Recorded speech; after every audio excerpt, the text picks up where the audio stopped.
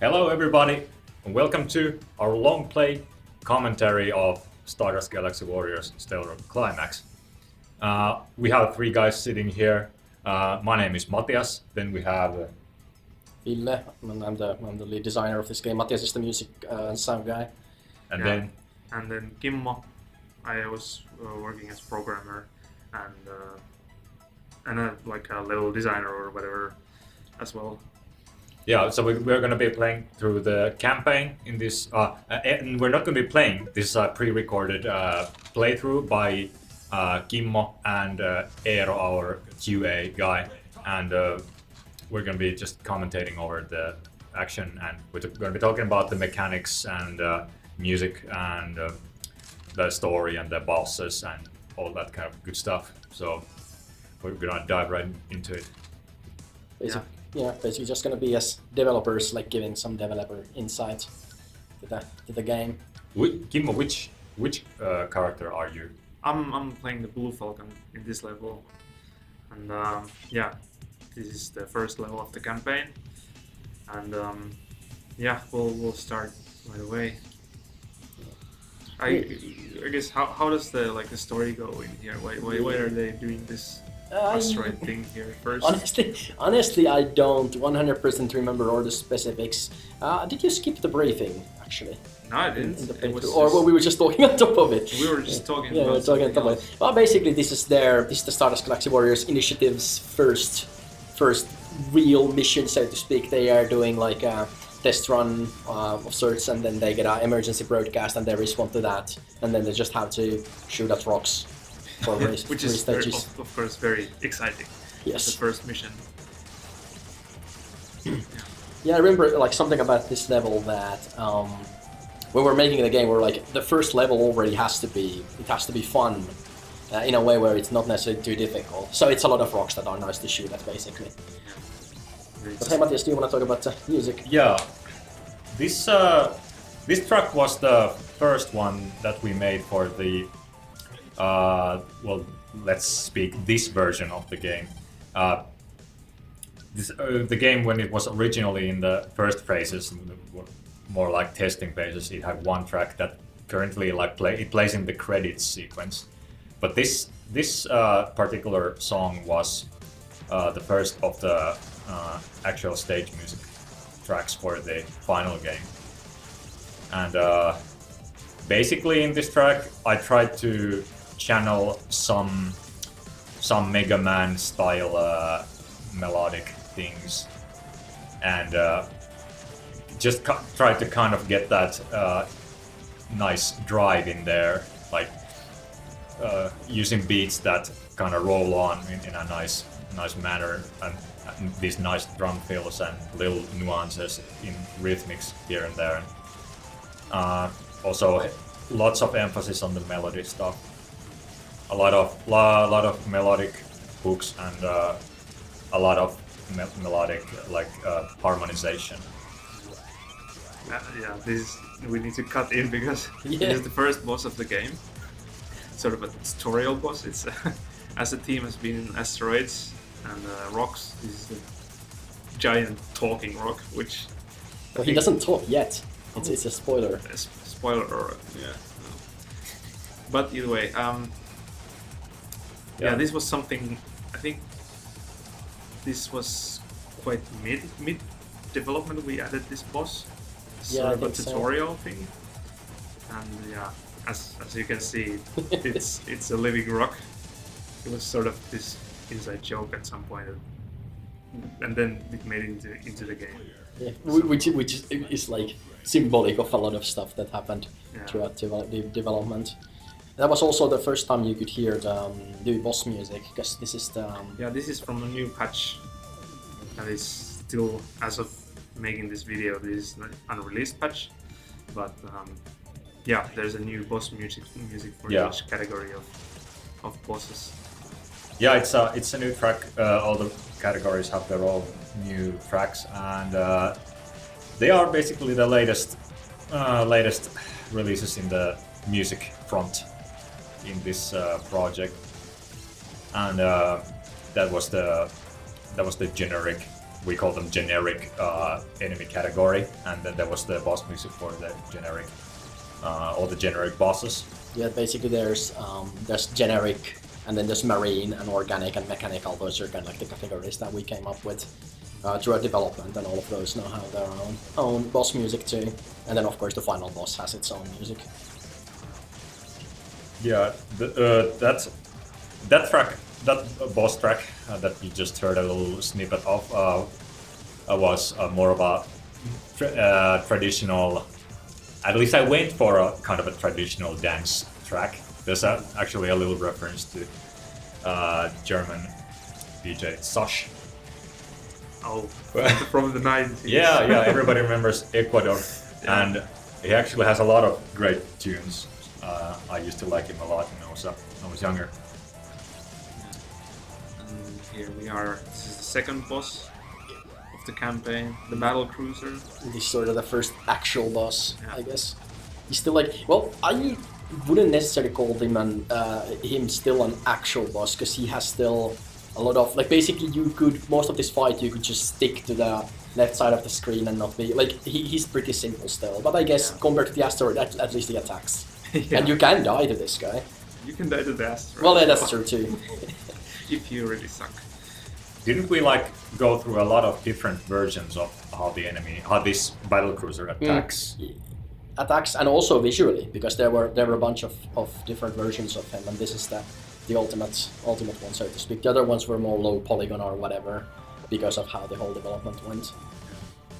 And of course, I guess now we get the whole post level store thing, which has this story-wise has this running gag of basically a rogue AI that forces you to buy stuff.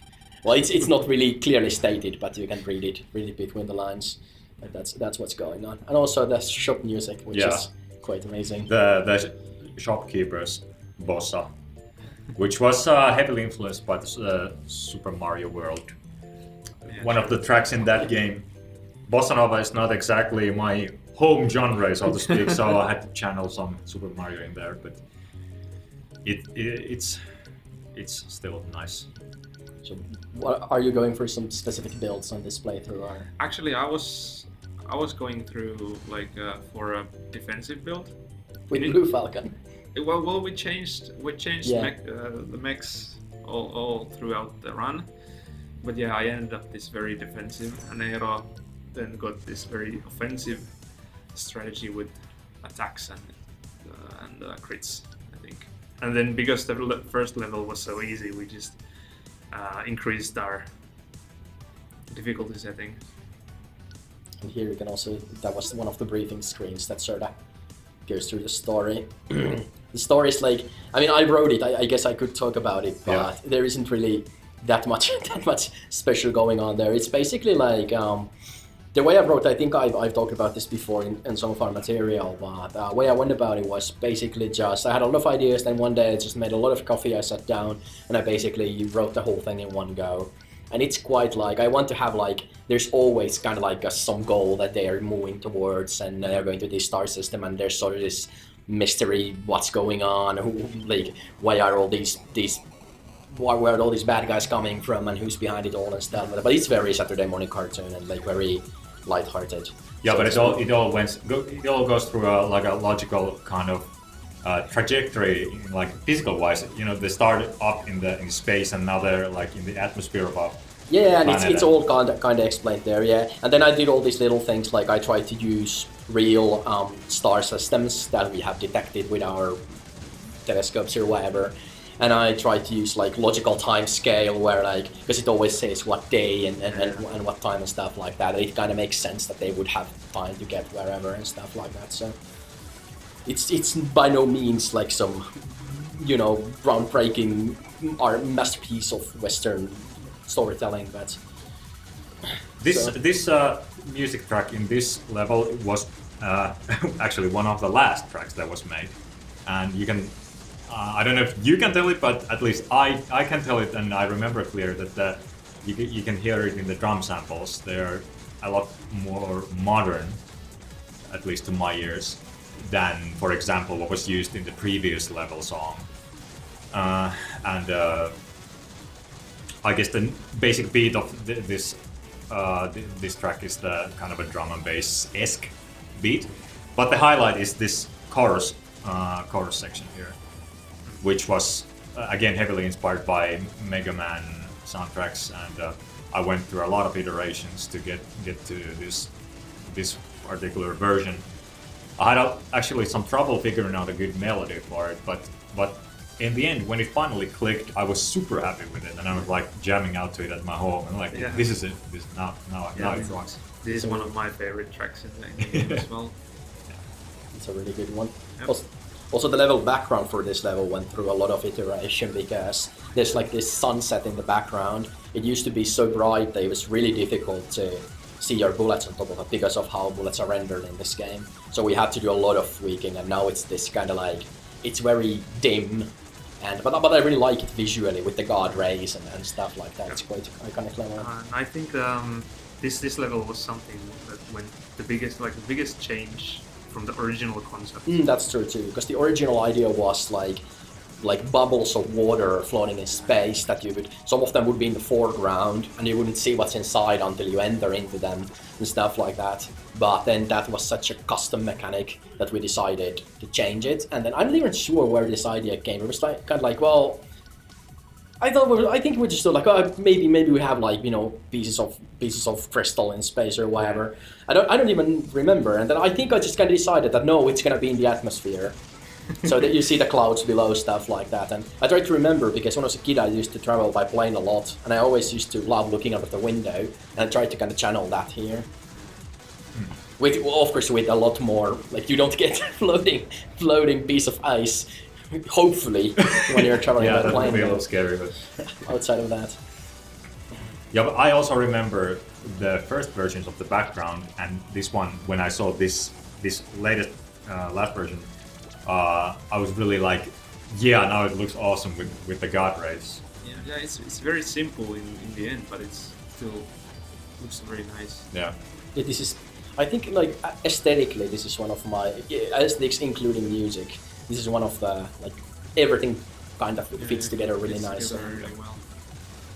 This is one of the levels that I choose if I have to test something, or just basically I have to get some stage running.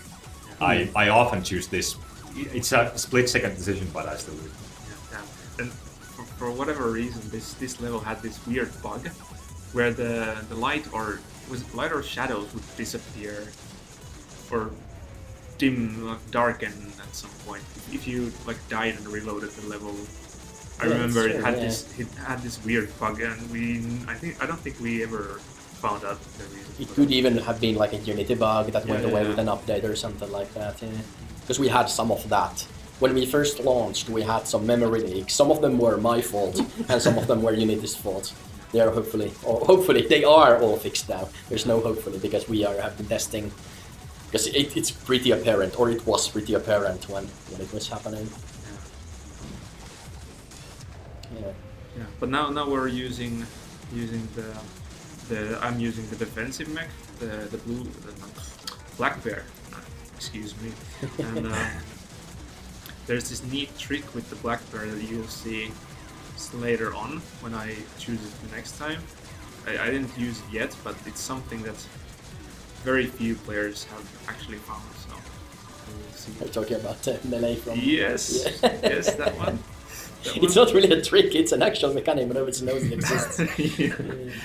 I think that was one of the accidental ones as well. No, I think we designed it intentionally. It's just a really weird button combination, so to speak. By the way, did you change the glows on the numbers on these screens, or do I just remember them wrong? Not recently, at least. Okay. No. Okay, maybe I just remember them wrong. I was like, yeah, that's a nice looking effect. Now some invisible, unknown entities taunting the Galaxy Warriors about facing the drone carrier. Plot thickens. Yeah, the plot thickens, so to speak. Yeah, and yeah, like so.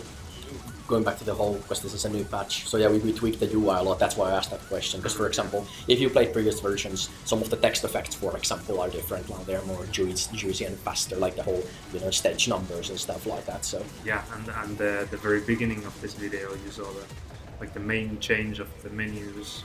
We kind of redesigned how the menus flow, how you select the game modes. So there was bigger changes from the patch on the UI side. Enemy-wise, these guys used to be super annoying, the anchors, because they used to be so that the spinning bit would be invulnerable to bullets. And then you would have to wait for them to like spin out of the way to shoot. But first of all, it was quite annoying because it would require a custom system to do it properly, because SGW uses 2D colliders, and of course that's your thing that rotates in 3D space. And then second of all, they were just really, really annoying, because what you would do is you would just, yeah, they're still a bit like that. Yeah. As you can see, what both of the players are doing now, you kind of go below or above them and just spam the sword. But now we get the boss of this level. The only boss of this level. Yeah. This is the Manta class, and who has the marine boss, which I really like. Yeah, this is the marine boss track, and I think this was more of a spontaneous thing that we realized after the fact. I just started creating something, and that's something that sounded good, and lo and behold, it actually fits somewhat into the level music that plays in the Abyssal Wreck stage. In the fourth level, I was just about to say the same, that it's very, very similar to that. Yeah, it's a little quirky, but it's also... I don't know how to explain it. You guys tell me. It's quirky and ominous, I would say, and it's very like Mega Man. Yeah. Because I always, as a kid, I used to like in Mega Man games. I always loved the stage musics, and I always thought the boss musics were kind of lame because they were not like easy to understand melodies. They were more like this, like ominous opera-esque, so to speak, short progressions or whatever, which what you did here. But as I got older, I love it more and more, and I like this like idea that it's like evil, but it's also kind of silly. Yeah, definitely. Now that you mention it, there's a lot of like Mega Man stuff here as well, and I think I also kind of, at least at some point, I listened to the Mega Man 3 boss music, because I noticed that it has some interesting ways that the melodies kind of go different, like tonally they go different directions, and some of that got integrated into this song. And also one thing that is new in this patch is that slowdown when you kill a boss. It was kind of like, well, we had to do something like that. Like, it's just, because we kind of have this whole time slow system in place because of Red Tiger's super ability, so I might as well expand it to do other stuff. Yeah, it's a cool little new feature. Master of Mola. Master of Mola. It's a one level like too early. Yeah. Actually, that was something. It was just that you get those names. It ended up as an achievement to get all of them. Yeah. And I think it's called Totally Not Random, which is not. It is not totally random, because I think there is a system that actually tracks which ones you have. Yeah, there is. Because originally the idea was that they would be based on what you did, especially a multiplayer. Like if you took the most damage or whatever, you would like get a title based on that. And we're thinking we would show your mech at the bottom of the screen doing like a little animation based on the title. Like if you say, for example, you could get like say coward or whatever. If you don't take damage and you stay close to the left side of the screen, it would show your mech like covering in fear or something like that. But it would have been a lot of work. And then also the problem is that how do you do that, for example, as a meaningful feature for single player? Like, so we kind of just ended up adding them more of as a funny thing, and you get like you get joy out of them because, like, for example, one player is carrying everybody, and then they get some like really negative, useless, for example, stuff like it's Kid.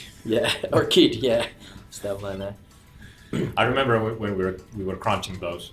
Everybody was basically just writing down. We just wrote whatever down and put it. And then this screen, like, this is a very like special screen in the sense that there's like a really stupid custom system here that does the like glow of the mechs, like the reflection of the mechs down there. Like it breaks when you zoom in. I think that was one of the problems with the memory. Yeah. Well, it was this screen, not specifically. Part of that effect, And I'm thinking maybe we'll still rework that. But I mean, it works now, but it's quite silly because when you zoom in, the reflection is just in a completely wrong place. Also, it's on top of the mech. This level is also one of the levels where we had to darken it a lot because it was really hard to see what was going on. I remember it was a lot clearer, like brighter, the sky especially. And it used to be very different this level as well, with just the water. Yeah. And then these like green things rising from the sea. Yeah, but It only was very lot- few of them. Yeah, it was lot and of- for a little bit less there was than- like a moon on the sky and some clouds and stuff like that too. And the water splash. Oh yeah, we had, Oh yeah, and the water splash, which everybody who played that old version like loved that. Yeah. But we don't have really like foreground background interaction in the final game, so that was removed. Like if you went down to the water, your mech would get partially submerged and you would get this splash effect. But hey, how about the music? How about the music?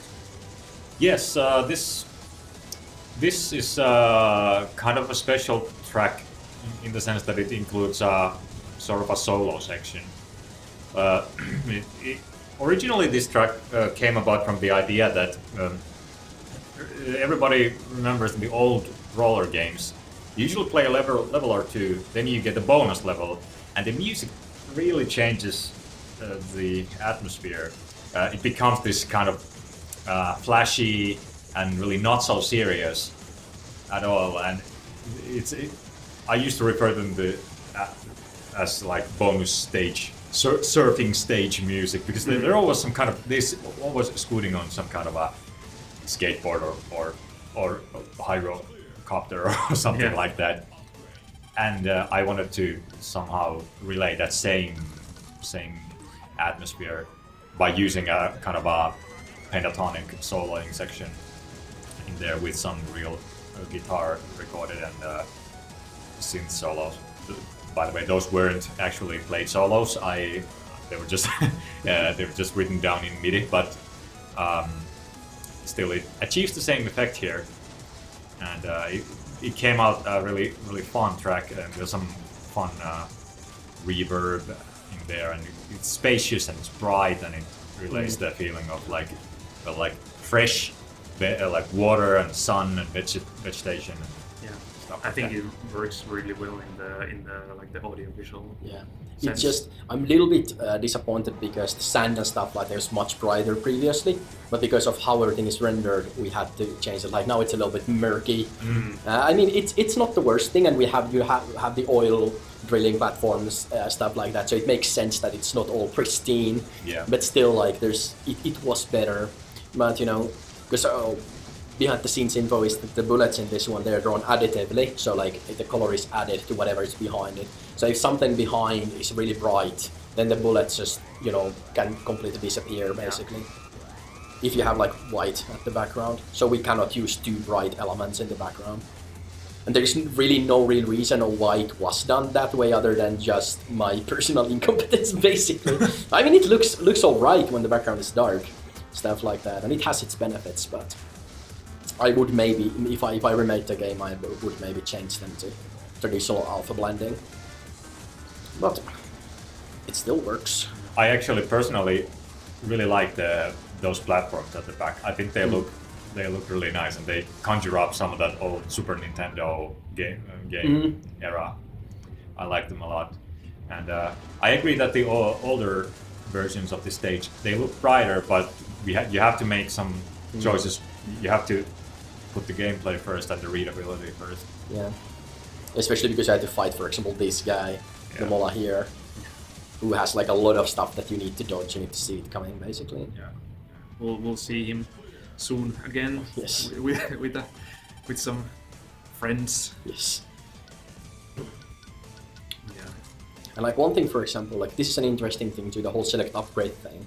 Because like, of course, like if you're, you know, somebody who is not really familiar with this game, like that's maybe something you won't necessarily expect from a shoot 'em up game. That you have like this sort of like turtle progression RPG stuff. Yeah, And then it's even, not that common. yeah, it was like we went through a lot of different systems for this and for how weapons worked and stuff like that. It was very different initially. Yeah. You had like only 3 health and everything did like 1 or maybe 2 damage. You didn't have any health bars or anything. You had like a little drone that would show your health amount. Everybody was super confused by that.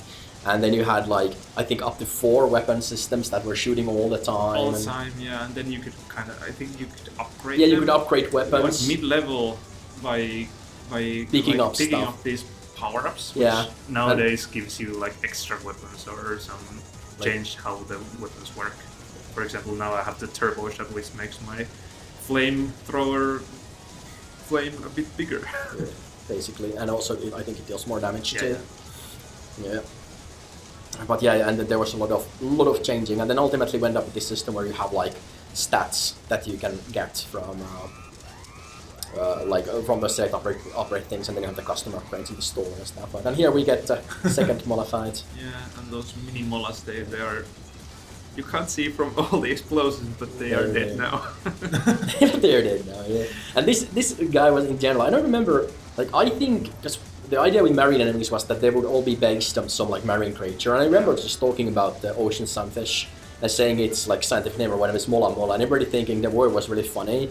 And then we googled, and the fish, of course, it looks ridiculous and derpy stuff. But it was just, we have to have that. And then Matias recorded this one Mola thing that it says. Every time he shoots the big Mola. He's the only enemy who says. And the little ones do it like hype. He's like Mola. And then when this fight comes up, especially in Gauntlet, where you don't know what's coming, and just hear off screen like Mola. It just always cracks me up. Yeah. Mola was one of the original like inside jokes that we had. I think, I don't know if he was the first boss that we come up with or anything, but he's the most memorable one. I think he's one of the first. Yeah, one of the first ones, definitely. And now we're done with that. Yeah, now we're done with that, and the plot thickens there. Just so they're basically being led on this wild goose chase after a mysterious character, like. Because basically the Stardust Galaxy Warriors are supposed to be this like kind of interstellar police force or whatever. They just, you know, like whenever bad shit happens, they go and fix it or whatever. And now they're kind of like there's unexplained bad stuff going on. Like, where did these ships come from, and why did this system stop responding, stuff like that. So they're trying to figure it out. It's all very. You have to have a very high IQ to understand it, because it's a very complicated story. Yeah, it's very multi-layered and it's a lot of nuance, and it's a commentary for all human affairs. Yes. And actually, these upgrades that we're buying now, like these custom upgrades, they were quite of a late addition to the They were super late. Like, because I remember thinking like it would be cool to add something like that. And like expand on the system, and then we're like, well, they get sort of just clicked. Like, let's have a store after the level, and you can buy stuff, and let's try to, like a lot of the custom code in the game, like deals with those basically.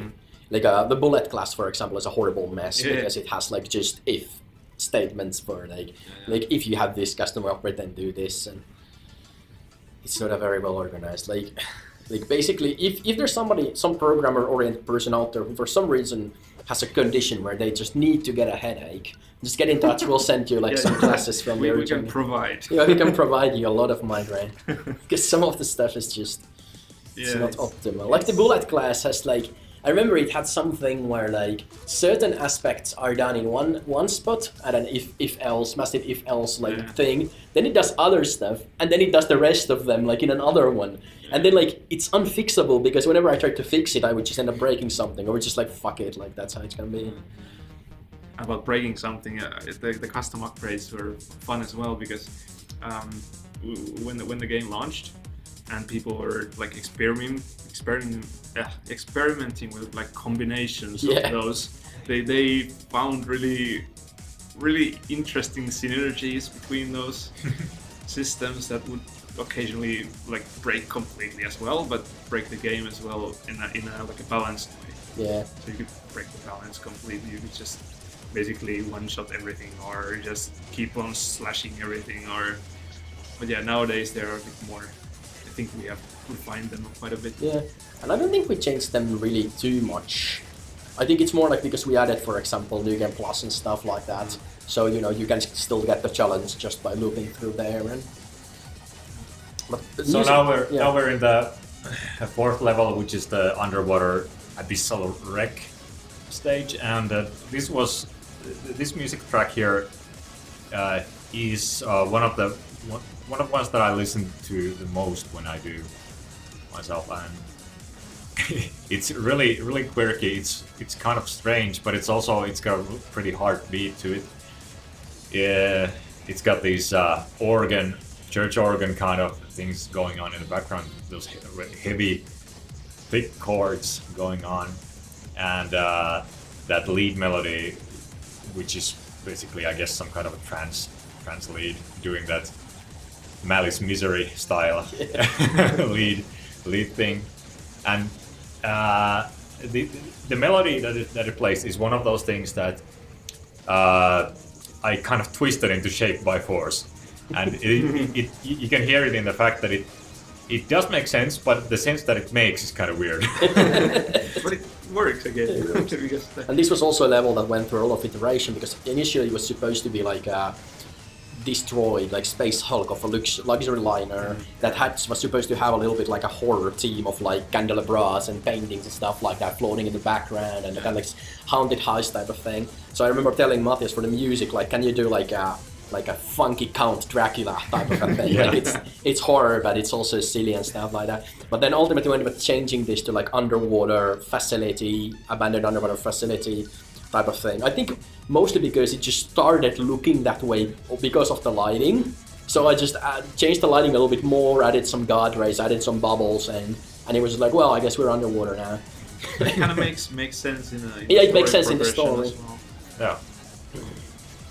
Yeah. This going back to the music for a little bit. This song also has that organ breakdown part that it was just a while ago there. That's actually heavily influenced by Opeth, the Swedish progressive metal band. It ends in a major chord, but the key it's in is a minor key. It creates kind of somehow I don't know how to explain it, but it's somehow like brooding. It's somehow kind of like there's something kind of amiss there. And then you get these guys going, murder! Yeah. And then there's this one thing in this level about the music that I think. Oh, here it comes. Yeah. Yeah, this is one of the inside jokes as well. That's a super in joke. Yeah. Yeah, like basically it's a quote from a Finnish cartoon, Moomin, some people know, where he basically asks why is there a stone, and Matias just put it there. Why did you put it there? It was just completely based on the fact that for some reason I'm a fan of that line. It sounds so funny in that Moomin episode. Yeah. It was one of those things that I joked about with my friend when we were in school, and we were just joking about it. And I needed some voice sample there, so I used it. And then, of course, Kimmo programmed it so that a random stone appears that you can shoot to get power-ups and an achievement. So Yeah, and it makes sense because we are underwater. Yeah. It's one of these dynamic things where Kimmo didn't tell me anything; he just did it, and then I discovered it. What is this? Now there is a rock there, since it's asking like, why is there a rock? And you can wonder while you're shooting at it and destroying it. Well, you can wonder if you understand Finnish and if you can hear the sample. If you can't, then you might be even more confused, or you might not even notice the whole thing. But it's there. Yeah. But mostly using a voice sample is about like the tonality of a voice sample gives a certain kind of atmosphere for a while. It gives a certain feeling. And I was actually asked about why use a voice sample for anything within music, and the answer, at least for now, is simply the fact that there's a certain sound to it. And of course, if you want to convey a message, you can. But in this scenario, there is no real message to it. For example, if you look at like Red Alert soundtrack, for example, or Frank Pack stuff, where it just has like voice samples. Yes, exactly, and that's one of the inspirations. So we have one stage left One here. stage Yeah, left, and then you get the boss. which is I think one of the most like successful, like on a design perspective. I think it's one of the best boss fights. That Yeah, especially now that we tweaked the animations a little bit and stuff like that. It's a really nice fight. Also, did you notice that Red Tiger says an Arnold Schwarzenegger quote there? If it bleeds, we can kill it. Yes, it's intentional. Yeah, there's a bunch of stuff like that in there where like I was just like, I don't know, like you just sort of enter this writing flow state, and because normally you're like critical of, or I'm critical of myself, like nah, I don't want to do memes and I don't want to do like it's blah blah blah. This time I was like, I'll just put everything in there, and then the other guys are gonna tell me if it's stupid, and then nobody ever told me anything is stupid, so there we go. Yeah. I think there's a Star Wars quote on the second level about the manta that we just fought.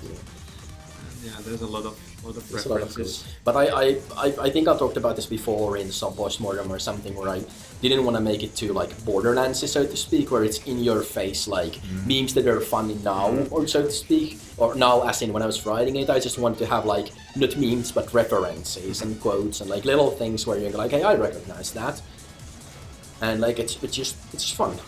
And it's also like about stuff that sort of references for us, like thematically or whatever, like it's quotes from similar media. But here we go, we got The Caridia. Caridia Depth Guardian, where I think Caridia is, or Abyss Guardian is actually the name. I think you called it Depth Guardian. It might be the file name. Yeah, the file name is Depth Guardian, but the actual name is Abyss Guardian. Yeah.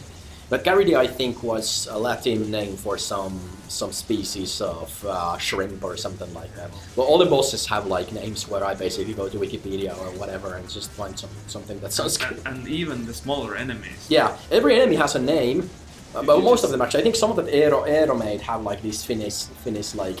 Yeah, or generic one or generic. Oh yeah. There's some like generic one, but a lot of them have like names that you never see anywhere, but they exist. Like all of the generic guys are named after characters from German mythology, and at some point I realized there isn't really that much German mythological like monsters that are not already like tropes in other mythologies. One day I want a Stardust Galaxy Warriors game where in the end credits we have these little introductions of the enemies. They come on screen and there's a name and it goes away and the next one comes. I think that was some idea that we were thinking of at some point. Yeah. That you have these small clips of enemies doing whatever and then their name and there, and for the credits especially. Yeah. And this fight, like, the one flaw it has is that it's not necessarily clear to the player that when the shield is closed, of course he doesn't take damage, but you still need to shoot at him so that he opens the shield. Yeah. I think there are some timed Openings. Yeah, based on openings, but you can like opened accelerate earlier. Yeah. Accelerate. And this animation, for example, I tweaked for the patch. It's much more punchy now. I think I added the screen shake and I changed the curve of how he like tilts and shakes and comes at you. And we added some new sound effects, I think, for him. Yeah, too. yeah, we added the wind up and the charge, the rush itself, and then the clanging when he. Even though it doesn't make any sense, that he doesn't really collide with anything. But you know, that's the collides with the end of the screen. Yeah, exactly. It's very much a thing. Yeah, I mean, this is like video game logic at its best. I mean, that's what you feel. Like he stops at something, you know, you don't think about it. You just see it. Sometimes you shouldn't think about logic too much. I mean, even the whole thing, like I always comment on this, like enemies have thrusters and they're going left, and players have thrusters and they're going right. Like, what is the frame of reference for the motion? Like, where are they going? Yeah, it's like. Yeah, but that's exactly how it was in the archetypes of this genre. And here we get the introduction of the main antagonist, so to speak, Gundula from Übelwamp, which I think. I just googled like German female names, and Gundula was the description in English was like warlike or something like that. War lady. I was like, that's a good one. And then I think Übelwamp means something like evil woman of bad reputation or something like that. I was like, okay, there we go. Like it's such a cartoon. Yeah, and of name. course she's noble as well. Yeah, of course, yeah, with the bond. Yeah, because all the bad guys are, especially if they're German. Yeah, now we're shopping upgrades again. I really like the names of some of these. This is like Ville's handiwork, like all these. the yeah, I tried to again like come up with this some logic to them or whatever. Kind of like I try to think like somebody made these, some company or whatever. So for example, the same company, you know, the ones they make all follow the same convention or whatever. Yeah. All right. Well, so this is the alien Hive level. This is the only Operation Bug Fix. Yeah. That's another thing we haven't touched on. That all the levels have like this operation names. Oh, that's right. That's true. The previous one was Dave Jones's locker. Yes. Let's see. So now we get to see the organic enemies for the first one, right? Only used in this level. Yeah. Actually. That's right. In the campaign. They were of course. supposed to. Originally, there was supposed to be this like nebula level. Yeah. That was supposed to also have organic enemies. I don't actually remember how did it go. Did the Abyssal Wreck replace? I think Abyssal Wreck replaced that. The Nebula, or what? Yes. No, Yes. I think this one was the replacement for Nebula. Oh yeah, that's true actually. Yeah. Abyssal Wreck was the, Oh yeah, the true. space Yeah, hawk yeah, thing. actually, yeah. So we were even originally we were only going to have one organic level, or I don't, because I think we were planning to have two. Maybe the previous one should have been an organic as well. Oh yeah, maybe that was the thing. Yeah, they was like this infested, or Zerg the infested next space. one that's in there. Well, you'll see. Yeah, you see. But speaking of, like, Matias talked about levels he puts on when he needs to test something. I always put this one because I really like this song. Yeah. First of all, thank you. And this is well, arguably the heaviest of the soundtrack. It's got some gentle guitar riffs going on there, and some also some quite epic moments, like this beginning phase here, where there's the brass orchestra playing there, and channeling again some of that Mega Man X Sigma Fortress kind of atmosphere. And I also like the song because it's one of the few in the soundtrack that conveys sometimes a sort of melancholy feeling, as sort of something like it's not. This isn't so much about being cheesy and being retro and you know, funny, haha. This is also something else. And since the game is like you're pretty far into the game at this stage, and it's also good to have take a serious moment for a while, like if only speaking from the music's point of view. And it was really great that I had the opportunity to also put in songs like this, because I wouldn't have liked it so much if all of the songs were like just intentionally like cheesy and super funny. It's all about having a certain kind of balance.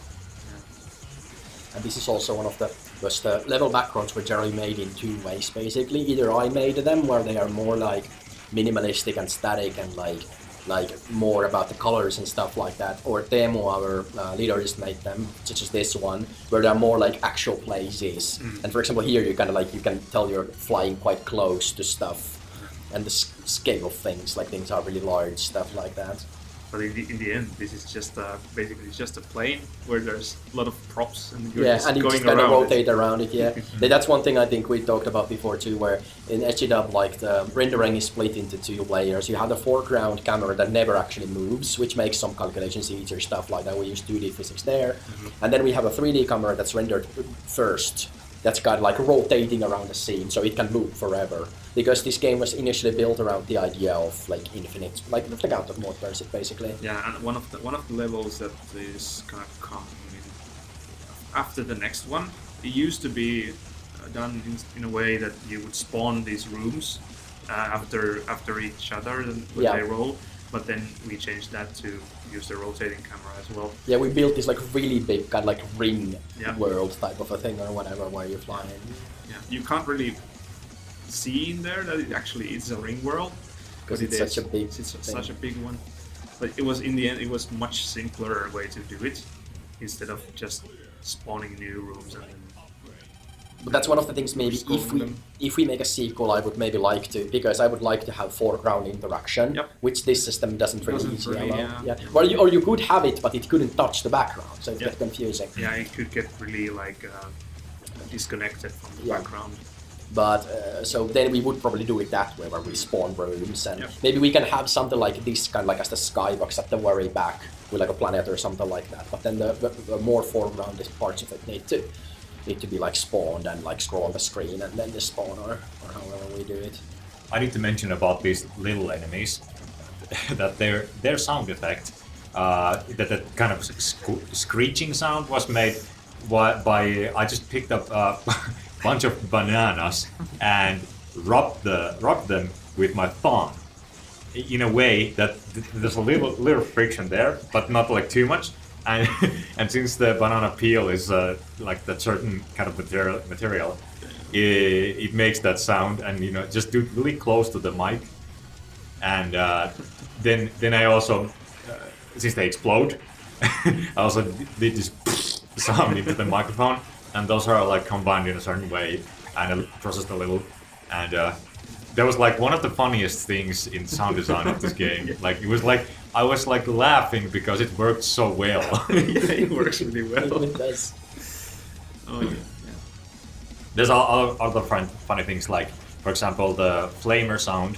There's a little click when you start the shooting, and that's just a can of beer opening. Yeah. And you used your microwave in some place as well. I remember. Yeah. For Unstable Sun, I think. No, it was for the scrapyard. Oh, it was Scrapyard. Okay, well Yeah. we'll see. Oh yeah, at yeah, some yeah. point. We'll see. And also, one thing worth mentioning here is that this is a very convention-breaking level from a design point of view, because we tried to have this idea that enemies basically almost always come from the right, and then maybe very rarely from top or bottom. But here you get a lot of stuff from top or bottom, and like I would like personally, my idea was that like they cannot come like from the like basically behind you ever, even from top or bottom. But here they can.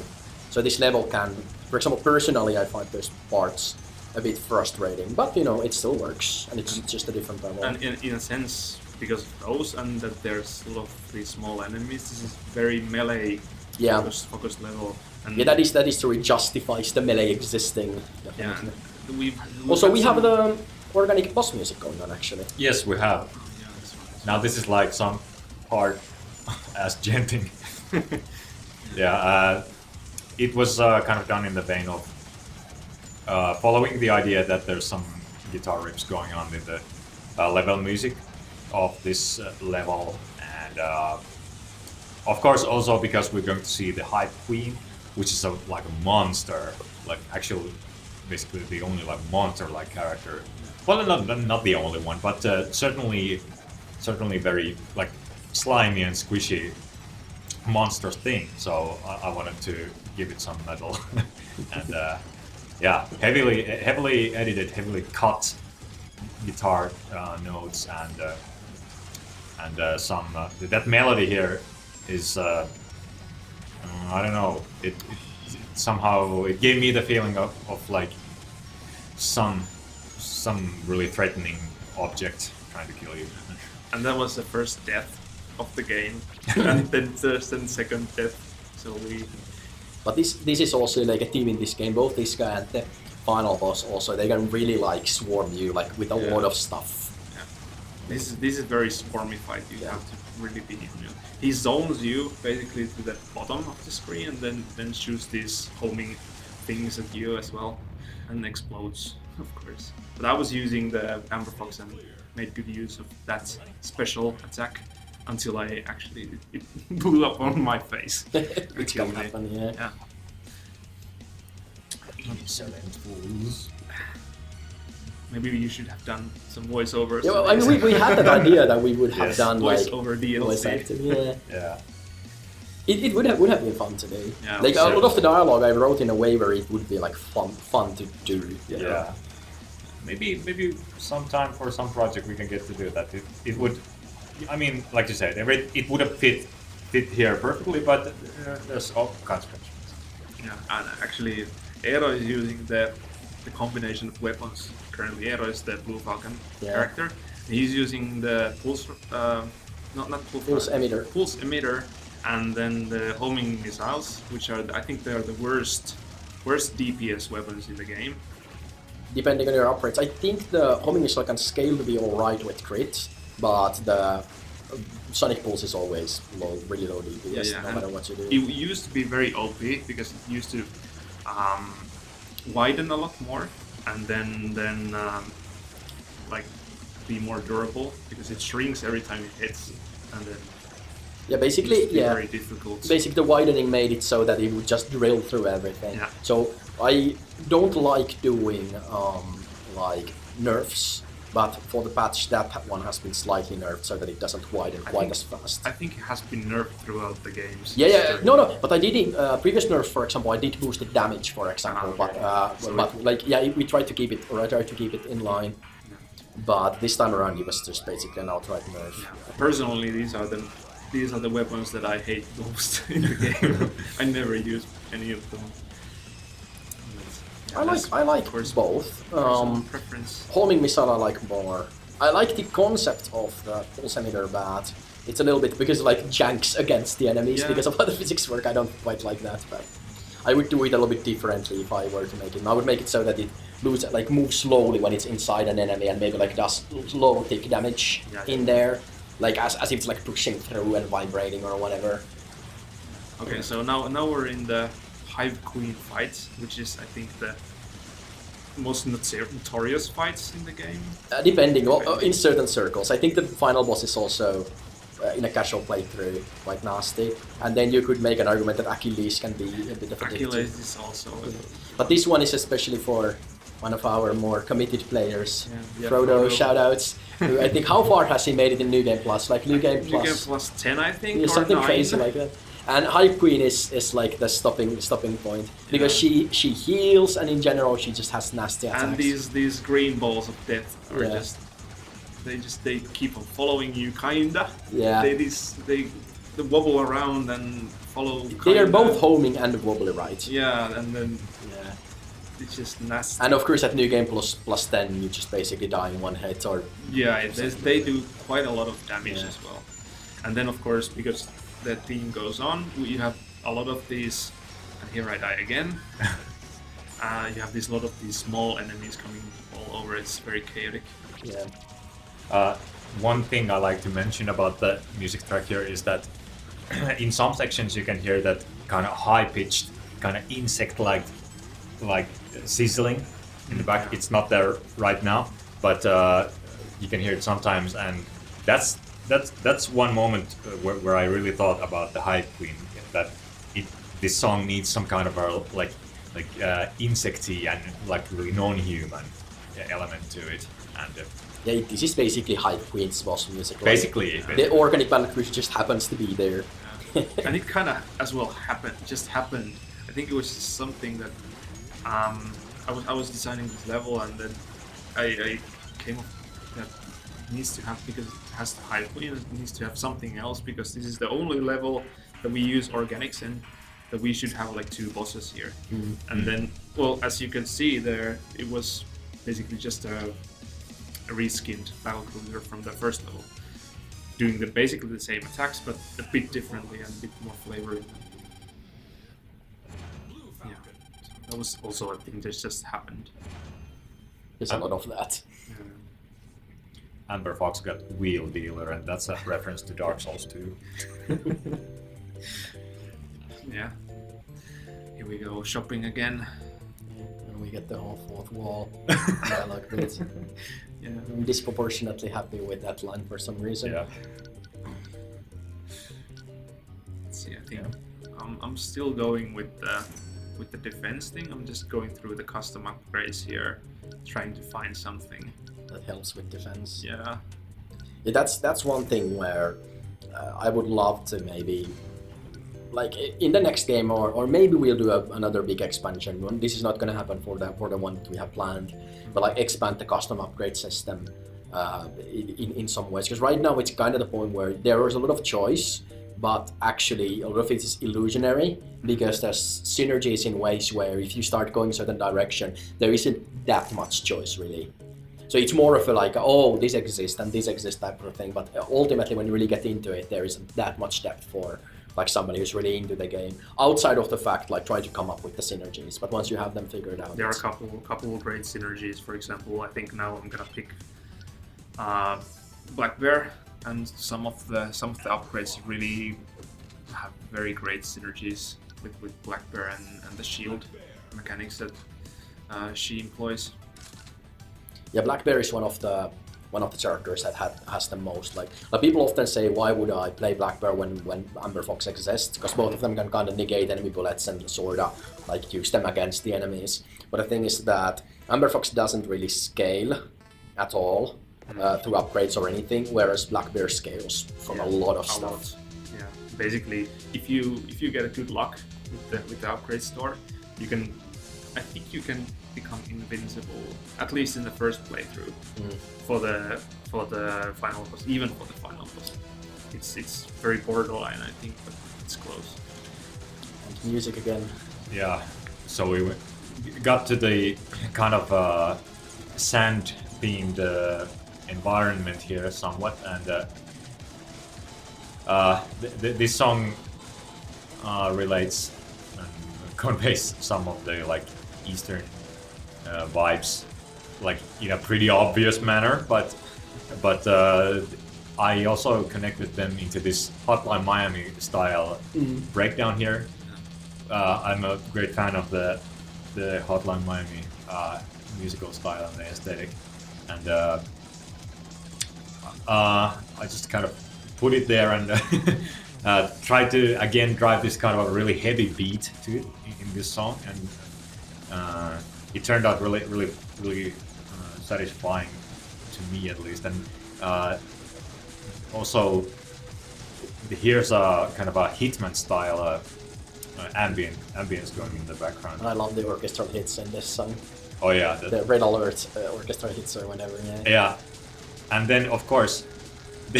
What's this instrument called? Yeah, this instrument is called the Zurna. At least that's one name for it.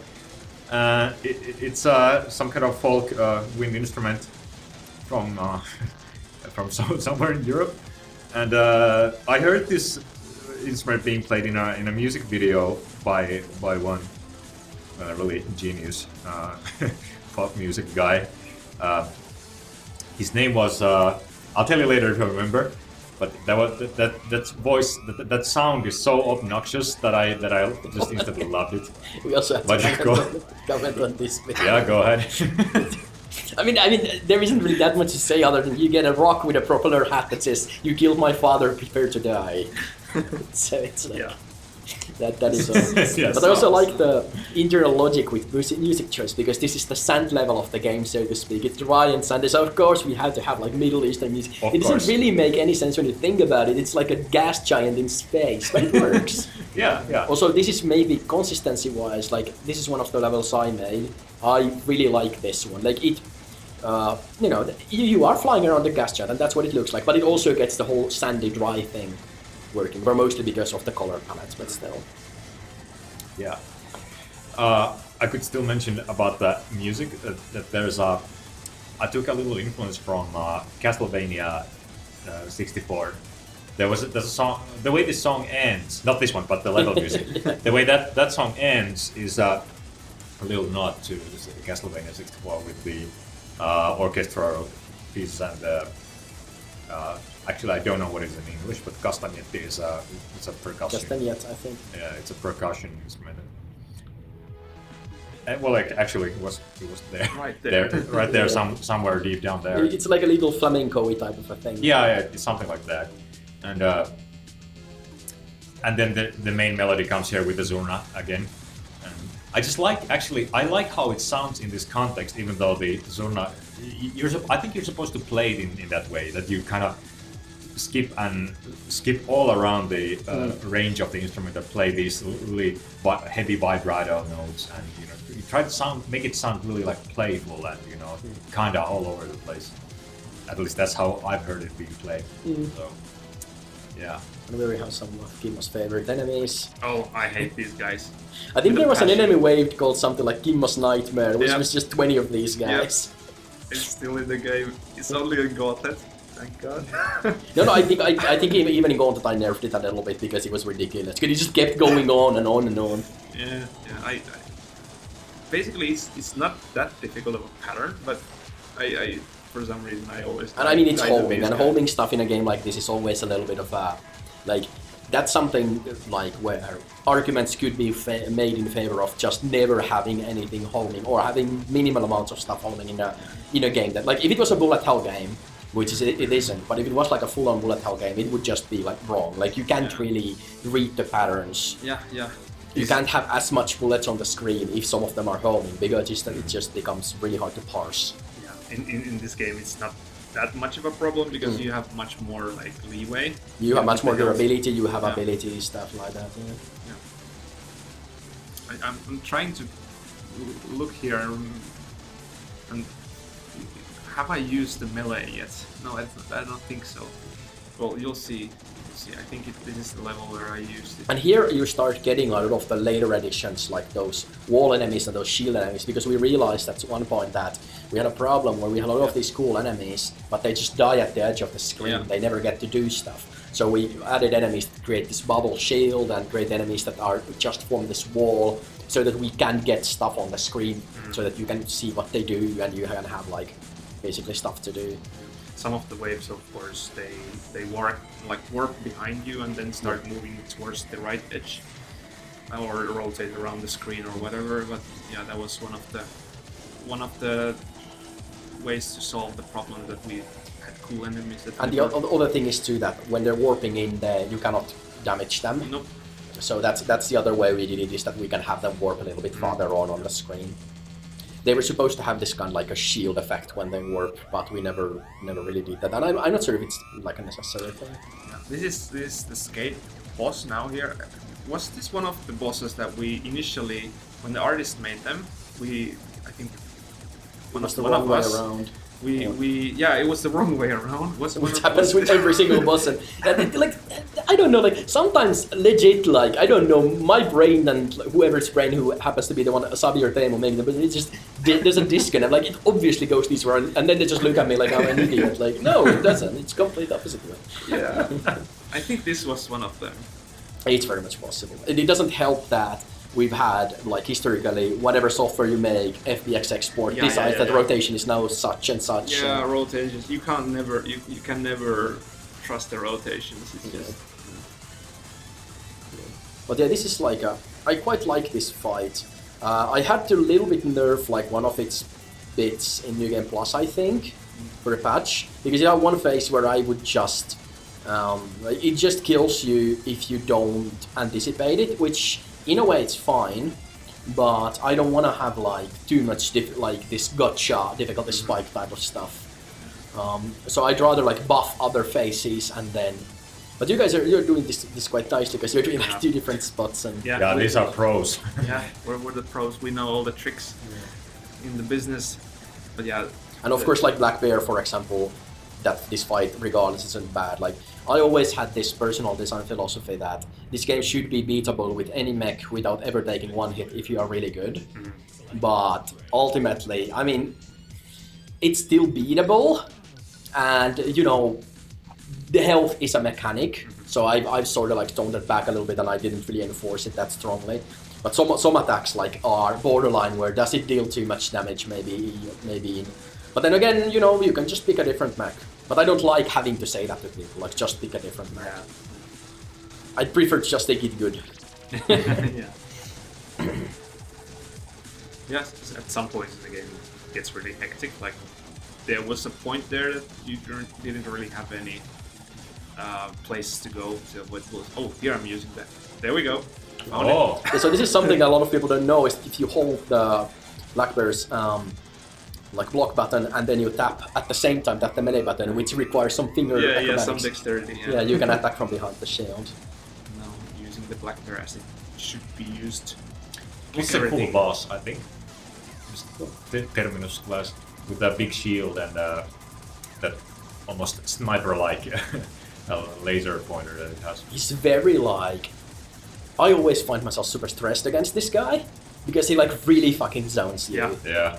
But I mean, that's the design. Like, it's not a bad thing. I quite like it about him. He's like really like, now bitch, you're going here, and now you're going there, and like. And actually, you have this. If you don't kill those little dudes from behind, it really gets difficult because they start shooting these little bullets and whatnot, and then you're really in a bad situation. But we're making. Also, I just noticed that actually the enemy's laser sight is not stopped by Black Bear's shield. That's technically wrong. It should be. Oh, true. At least the laser is. Laser is, yes. That's. I mean, that would be a really bad bug if it didn't. Yeah. There we go. He's done. That was the Hyperdrive Disruptor. Oh. That's the Santa hat on. Yeah. Oh yeah. So these bugs still exist. I thought we removed it. Yeah, it's still there. I think it's gonna be there still. It's Because we have this emotion system for them in the dialogue.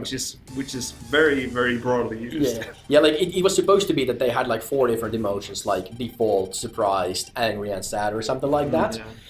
And then every line of dialogue has a state like that, because we were supposed to use them, but then we didn't use that system, but instead the Christmas level has Archibald with a Christmas hat because we thought it would be funny. But we used the emotion system, I think the angry emotion for that. Yeah. And then some dialogue has leftover bits where he's angry, so his anger materializes on his head as a Christmas hat, basically. Yeah, makes sense, no? It's perfect sense. It's a canon explanation. Yes. But I'm pretty sure that's maybe like the one line. I think that's the only one. Yeah. That's So I guess maybe it's a feature at this point. it's a feature, yes. Okay, Yep. so this level, we're gonna use the custom preset, which is a feature in the game that not that many have ventured into, at least if we look into the statistics that we have. Yeah. But there's a lot of, basically you can just customize anything. Everything. Or a lot of values, yeah. That's one of the things we want to do with this game was, because this genre traditionally is, or like, I mean, you see a game like this and you're like, oh, it's a shmup, so it's going to be a bullet hell and Super blah, blah, blah. difficult. Yeah, so we were like, we don't really care about that. Like, if you want to make it easy, you can make it easy. If you want to make it difficult, you make it difficult. But we also didn't want to use that terminology. Like, we didn't, ultimately we ended up having the difficulty presets as a compromise, but our initial idea was to not have anything like that, because it's up to you as a player. We don't want to tell you this is easy, and we don't want to tell you this is difficult, because it's super subjective. We want to just have a bundle of presets, but now we have, it's just convenient to have those presets, so we do have those. But outside of that, like, if your way of playing involves slower bullets but higher fire rates, go for it. If your way of playing involves faster bullets that deal less damage, for example, go for it. Like, it's up to you. And of course, having the system allows for us to have these challenges. For example, there are a couple of achievements that use the system, or the presets. For example, there's the unbearable, which is a notorious one as well, where you don't have any shields. And Black Bear, you have to use Black Bear, and of course, Black Bear, basically you render yourself completely useless, because Or your special. at least your special skill. And here, because we use a custom set with the friendly fire on, Eero just tapped me with the railgun and I died. So thanks Eero. Oh, that's That pretty was the hardcore. point. That was the point. Yeah, so now we're here at the robot factor stage, and the music in this level was actually based on the same project file as the asteroid field music, and you can hear it. It has the exact same tempo, and it also utilizes the same core drum set. And well, the rest is of course different, and there's this. I quite actually like this melody here, and that's why it's repeated so damn much in this level. It's basically the chorus of the whole track, and it's just this melody with some quite interesting harmonization going on actually, and then other parts of it are like this little bridge maybe. And originally this I had intended this melody here to be the Archibald Stardust theme. Yeah. And who knows, maybe we can someday use it for So something. maybe it will be his thing if we give them more like Joker things. Yeah. And you can also hear that in the last boss music. It's there as well. And then there's also this little part here where you can hear the anvil hits. That Yeah, I really like those. yeah, it's under all the sound effects right now, but that's kind of a little nod to Terminator, because we're in a robot factory right now, blasting all the robots, so it had to have some kind of, but it's some kind of reference to something with robot themes. And this is the first level where we introduce the mechanical enemy group as well. Oh, that's right. And visually, this was like the background. We already discussed about it previously, how it was rooms originally, and it went through a lot of iteration, because the way stuff is rendered in this game, or all lighting is vertex based. This may or may not mean anything to you, but basically the listener that is. But basically, what that led into is because there's a lot of flat surfaces, that lighting just doesn't work very nicely at all. So we had to do a lot of tricks. Like ultimately, I added like that glow at the ground level, and it's like this more like a foundry now, and it has the, you know, the kind of like the sparks in the air, and then I manually went around and placed these blob shadow objects at every single object, like prop that exists in this level that intersects with the ground or the roof. That took me like a day, I think. Yeah, they were really like standing out. Yeah, from the floor. Because we didn't want to do for some reason like ambient occlusion as a post effect. Well, I mean, it's an expensive post effect. Yeah. So instead, we did manual ambient occlusion by manually placing. You can see that some points when there's like a ramp and then one of those like round things next to it, you can see that their like shadow clips into the ramp. But I mean, if you're not paying attention, you don't really notice it. And considering all the challenges we had from the shader that we used, stuff like that, this level I think turned out quite nicely. Yeah, there was a lot of iteration. I remember it being like this light blue and red and at some point, and the very first one was very this black and white, very grayscale with red highlights. And this still has like some of the blue there, but it's much more muted. It's mostly red light. Because it's the idea was that kind of like this is like, you know, danger, we are under attack. You know, we're being hacked, and then that with like you're flying through this foundry where they're like making that. I think I somehow subconsciously, like, to me, the most like what I always remember from Terminator is that, you know, the whole foundry thing. Yeah, the foundry at the end of Terminator 2. Yeah, so I think maybe that's partially why I decided to do all these like bits that seemingly like... and that's actually really good because now we have two references to Terminator. Yeah, and actually, now looking at the gameplay here, we're struggling a lot. Because initially, when we entered this level, we picked the worst weapons that you can have in this level. Basically, we have no spread, no AOE's, and there's a lot of these small, well, these guys basically. The blast. I love this guy too. Like we were just like, let's do a Space Invaders. And did you ever end up adding the UFO from Space Invaders? No, sadly no. Maybe we should still do it. Yeah, we still have time for patch or DLC, so we might still do it. But this is basically Space Invaders. It's Space Invaders without the shields that you have and the UFO. And you also hear the mechanical boss music. Yeah, you're making short work of this boss, so maybe in the next boss we can talk more about that. But actually, I'd like to correct myself a little bit from what I said earlier about the Terminator reference. What I really meant to say was that there's the tom drum rhythm, the da-dum, da-dum. That was like the Terminator reference. But then there's the anvil, of course, also reminds you of the forge section of the movie. And here, just moving onwards through the story. Or actually, now you get the boss. Oh yeah, there's the whole bit like this is another thing I did with the story a bunch, where it's like some weird technobabble, like they managed to weaponize the reactor of the fucking facility, and then Blue is like, what? like, it doesn't even make sense in world, but that's how it is in, like, how did you weaponize a reactor? Yeah. I mean, at least in the way it works here, where it just turns into a thing that shoots bullets at you. How does something like that happen? But that's one of the things in Stardust Galaxy Warriors, is that stuff like that happening is kind of like, in the broader narrative, so to speak, it's a thing that happens in the universe. Like, even the pilot's powers are based basically on them believing and willing them to work, so to speak. And there's a lot of stuff that just works because it's cool, and they believe in it because it's cool, so to speak.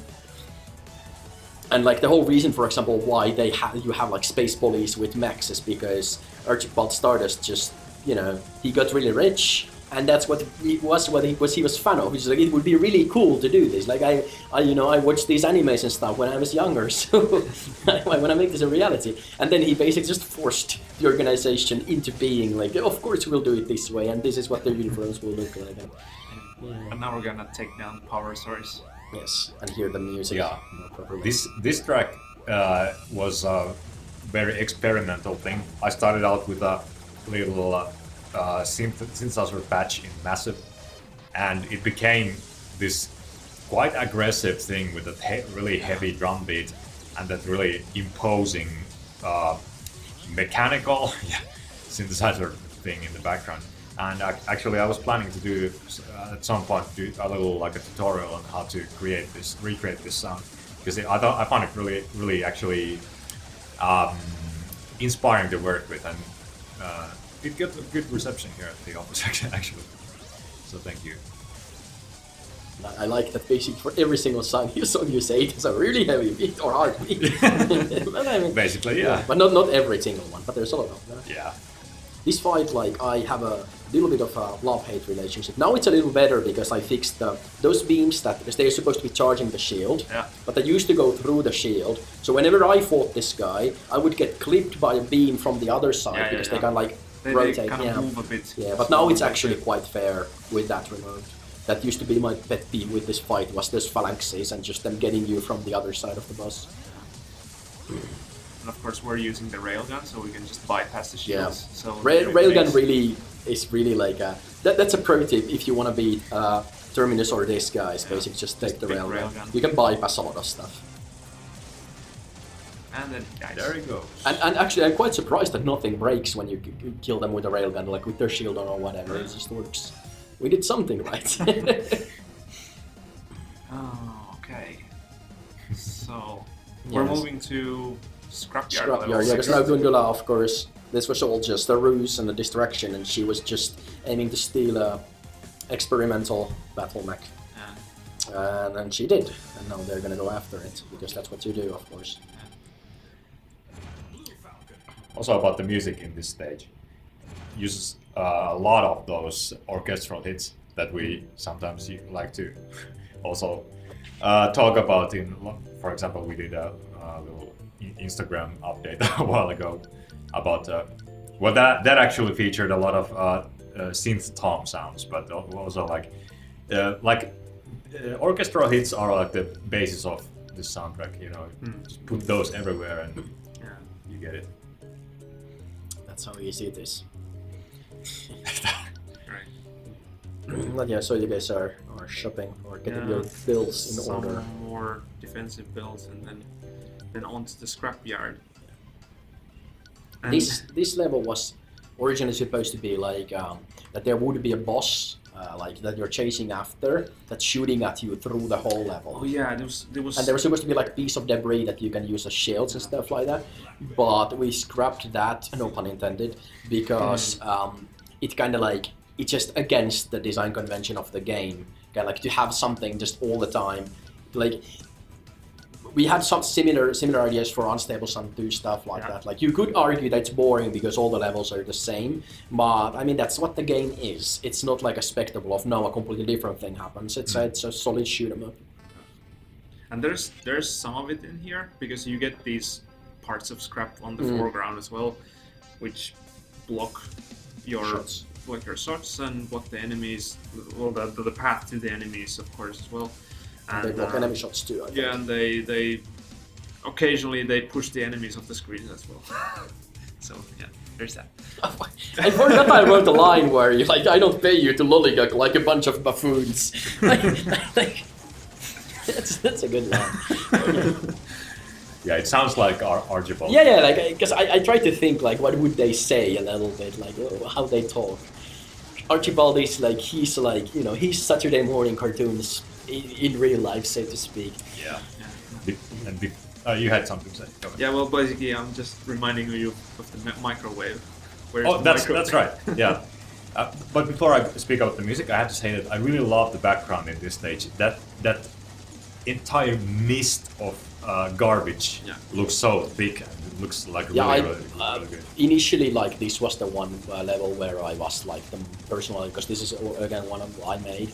I was the most happy, like with all the tricks we used, with that overlay on the right, and then like the just the scrap field fading into the mist, and the strong lighting coming from the right, and then I think there's a rim light in there too, of an opposing color, and it just creates this quite nice feeling. And the whole idea because you're moving towards Unstable Sun, which is an orange level, and you go to the right, so you have an orange glow coming from there. It doesn't really make that much sense, but it's an artistic thing. It creates some continuity. But a little about the music here.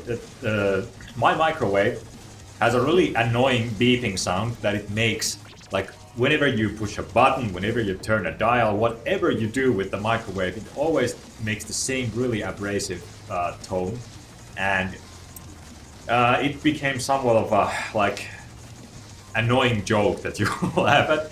So eventually, I just did it some justice and recorded the damn beep, and I used it in the song. You can't really hear it under all the firing, but there's a section where you can actually hear the beep going in rhythm with the snare, and then it eventually like it cascades upwards in a pitch shift manner, and you know, it doesn't. Again, it's one of these things that if you ask me like why, then I don't really have a good explanation, but that's how like artistic thing goes. Yeah, there's a lot of that here in this game in general. We were kind of jamming. Yeah. Like this could work with this, and you know this could work with this, and yeah. The soundtrack version of this song actually has maybe one of my favorite endings of all these songs. It turned out quite serene, and you know because it's part where you can only hear the some mellow synthesizers and they really filtered into this kind of smooth mush, and with delay effects going like all around you, and it actually turned out just the way I wanted it. And you know, it's kind of, one of the moments that the soundtrack turns quite mellow in the whole. And I really like this and the next level are very FTL in how they sound. I'm not sure if you played FTL. I haven't really, but I have to check it out. And I'll have to comment on this fight too, because nobody. I think this is one of those things that nobody fucking knows. That this guy, if he gets far along on the screen, he does like a warning light turns on, and if he gets even farther, he will do like a kill beam that just kills everybody on the screen. We're actually quite close to that. We were talking about this with Eero, and we were doing this playthrough that kill it soon, don't heal me because it's gonna kill us all. Yeah. But it never happens. You always like, if you know it's there, you're like super stressed about it, but like it's quite. I was thinking maybe we could do like a New Game Plus thing where it moves the checkpoint to the middle of the screen or something like that. That's gonna be nasty. Yeah, but then again, I'm not sure if I want to make things harder at this point. But yeah, that guy is like, he's kind of like a mini boss type of a thing. And a good thing to mention about that guy is that he's built out of the scrap pieces from the background. Actually, that's something that's worth mentioning. A lot of the enemies are built from like the smaller enemies that are just being used as pieces, or for example these guys, and then I just animated them in code to like pulse and rotate and stuff like that. That's the same guy that the Galaxy Invaders were made of. Yeah, his like spinny bits are Galaxy Invaders, and then he has a turret in the middle, stuff like that. How did you make them to look like the lighting on the enemies when they're in the foreground? It doesn't look so red as the pieces on the background. I think there's separate lighting for background and foreground, if I remember correctly. There's lights that only affect the background, specifically because it makes it easier to read. Yeah. So there's that, and then there's the fog too. But I think it's that for the most part, that there's a separate light. Yep. And like, so that, for example, that one guy was built from scrap, and then the final boss in this level I'm actually quite proud of, because he was very much built from scrap and animated in code. Yeah, and he looks quite unique. As a fight, he's not that interesting really, even though he does have a gimmick, but visually he's quite nice. Yes. Let's see. And this guy again. So yeah, this guy is, all of him is just those there. Like you can see that spinning plate at the top is his center part, kind of like there. Now it's also at the bottom. And then like his thrusters, you can see them there in the background. Those pipey bits, everything. I just made his thrusters like shake a little bit as they are emitting that fog. And then I think his turrets do this little jig when he shoots, or his the front guns. I just actually noticed something. The music loops wrong in this stage. We need to change that. How does it loop wrong? It loops wrong. It doesn't like use the loop file. It starts from the very beginning. Oh. It's supposed to go like smoothly. Oh.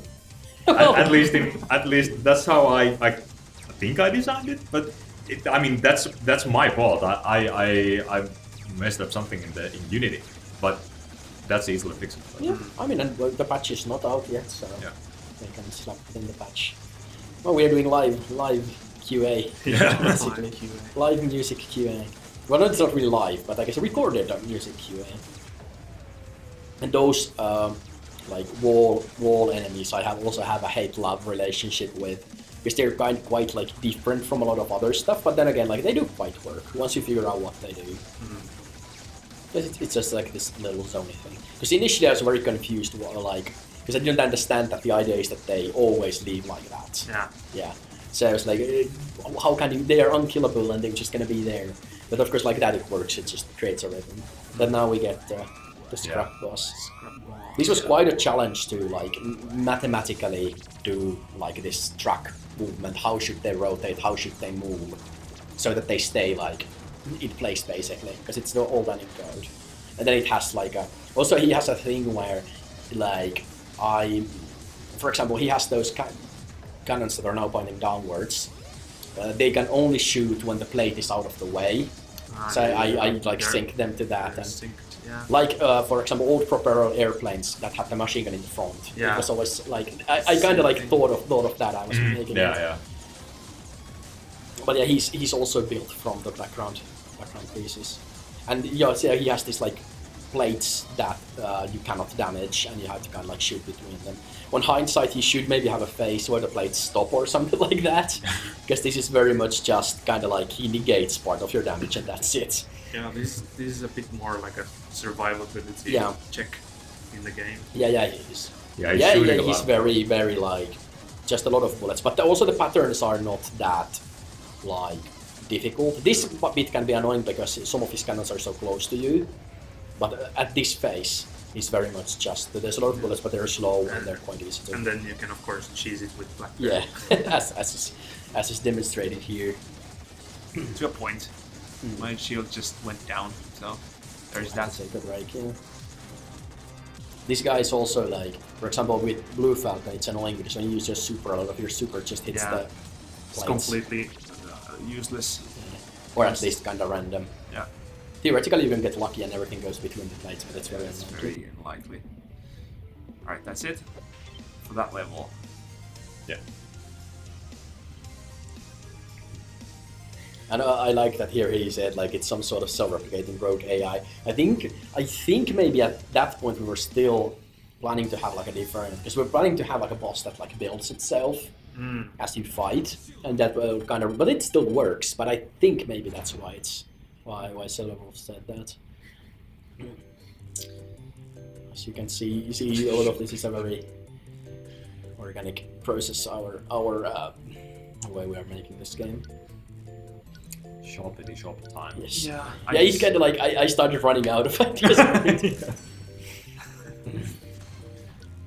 Okay, so And now reaching badass territory. Apophis Rising. Yes. yeah.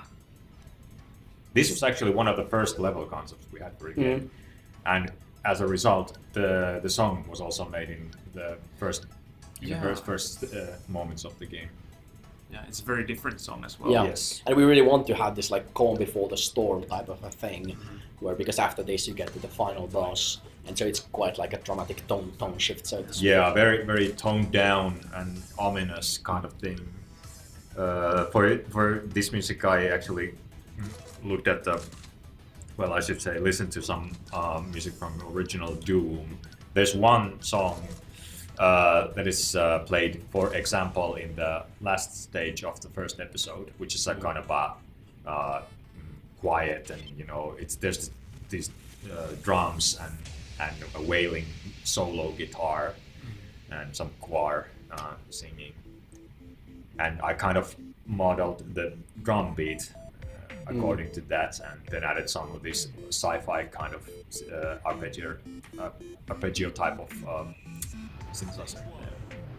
Yeah, and in the previous song there's a reference to this song as well. Yeah, there Which is. is kind of cool, I think. But yeah, this is you just saw there's this solar flare, and used to be in the initial concept. This used to be this like gameplay element as well. Yeah, where you would have to like, there would be, you see the scrap in the background, you would have to go so that the scrap is between you and the sun, and with enemies, same thing, or you would get damaged. But it was axed for well, I mean, we talked about this before. A bunch of these levels have these gimmicks where we drop them because it's quite like, it's very much this like, what is going on, you know? Of course, you can explain it in dialogue, but we wanted to make this a game where you can skip all the dialogue and you can kind of just figure out what's going on without too much weird shit, basically. And then also, it used to be much brighter. It used to make the whole screen basically white. Yep. I think that was a really late change because people were quite upset that obviously it made bullets impossible to see. At first we were like, well, that's, you know, that just adds to the challenge, but ultimately we ended up making it a less. Yeah, this level, I remember it having like iterations where we all the time, like kind of like the Waterworld level, where we improved the visibility and the readability of the level quite a bit. And here we have the Galaxy Invaders coming again. Yes. And this is a very interesting level in that it's backlit, basically. Like you have a strong light coming from the background. Yeah. Yes, that's different. It's a bit difficult maybe to distinguish characters, but we kind of just figured that it's a feature. I also like that Galaxy Invaders' health bar just decided to not care this time around. Because the way these guys is, because they work like every single one of them has individual health, and then I'm not sure how it ended up doing it like that, because it lost almost all of it very early on, and then, but I mean it worked properly. Yeah, it worked properly. But yeah, I remember it having some issues.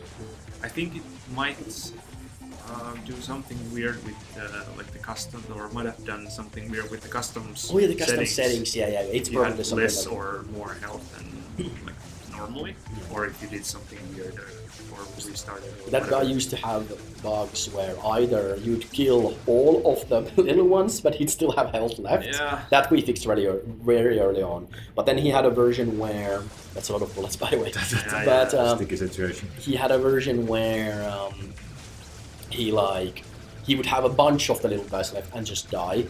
But now it's sort of like, if that happens, it just happens, because we changed it anyway that when the boss dies, like the health bar goes to 0, then every enemy just dies, and every bullet gets removed.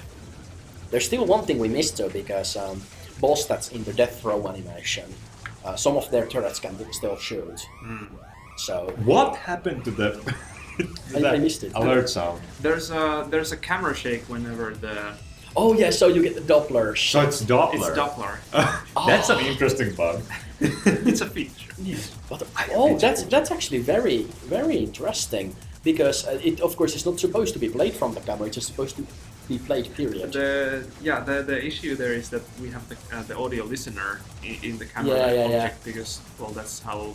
Yeah. Default, so the sound there should be a sound source connected to the camera where it's played. I think I can just disable the Doppler. Yeah. Sound itself. Yeah, we have still had it. Because I've noticed that a couple of students like this kind of like auto-tune type of a thing that it does. Yeah. That's actually. How did you figure out that it's that? Well, I think because you're shaking the camera. Yeah, it makes sense. And then the audio listener is in the camera itself, and kind of makes sense that it does on hindsight, but I wouldn't have thought of that. Like, I just thought it's like some audio playback bug. Here I'm actually making good use of the Red Tiger special. Yeah. The first time in the whole playthrough that I can get to use that.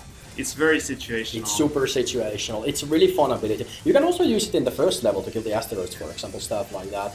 And you can use it against Caridia's Swarm and stuff like that. There are places, but it's not the most versatile. Yeah, it's very powerful because it's one of the few abilities that allow you to heal. But it's difficult to use. And that's also something that's maybe, if you don't read the extra descriptions, you won't figure out that it heals. Yeah. And the ability also used to have these very super synergies with some upgrades where you could just basically murder everyone. Just keep on doing that and then you just murder everyone. But I think it was it's still there. Yeah, I think it's still there. You could do like 10,000 or something per hit or something. Yeah, I think you can still do that. It just requires a very specific set of upgrades. A bit like the Black Bear, like invincibility. And the problem is that if you do that, then either you are super late in the game, so it deals a lot of damage anyway, or you rushed there so you don't have any survivability stuff, so you can get like, because everything, all the enemies are such upscaled. Yep. But you can theoretically do that. I think so. Maybe we like fixed or nerfed some aspects of it, but it's technically a thing even, because it's the most powerful melee ability if you just keep holding the button, because you keep getting attack speed, the damage scales, it applies an armor shred and a dot, and it heals you on crits. So it's basically, it does a lot of stuff. Yeah. And you can use your super to slow everything down and give you guaranteed crits, so you can get guaranteed healing. Yeah. There's a lot of combinations that you can do with it. Yeah, this was actually one of the levels that I think was the most rushed, because it was like just before launch. Yeah. Like a week before launch, some of these levels were finalized, and you can see it's some parts gets really hectic and not that readable. So yeah, it's something every developer has to do.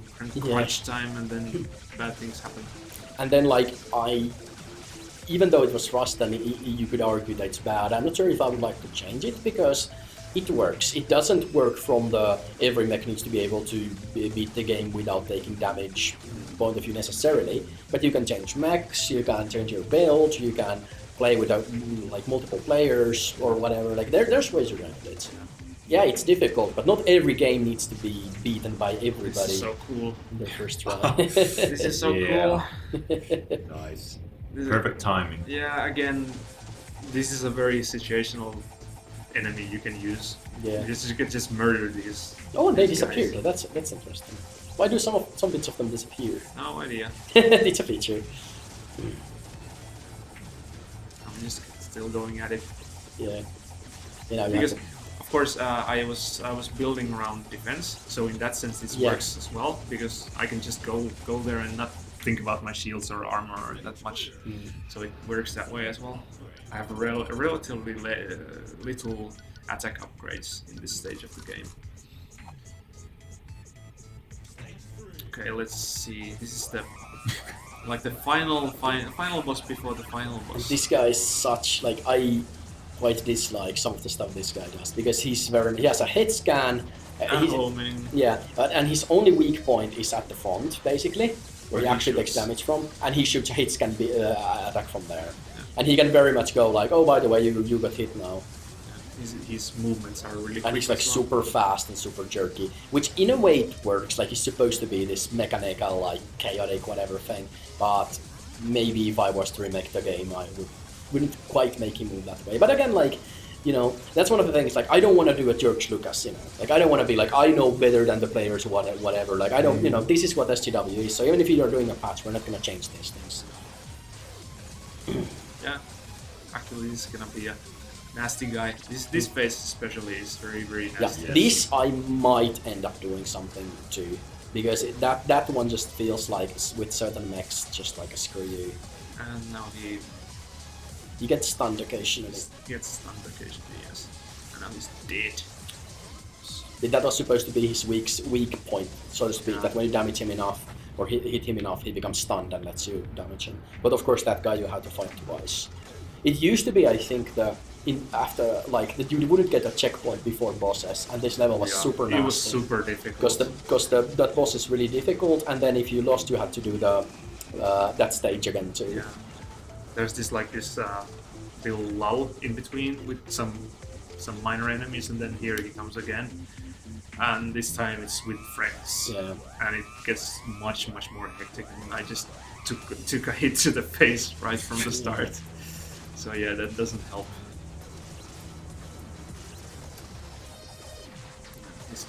This guy, he's nasty.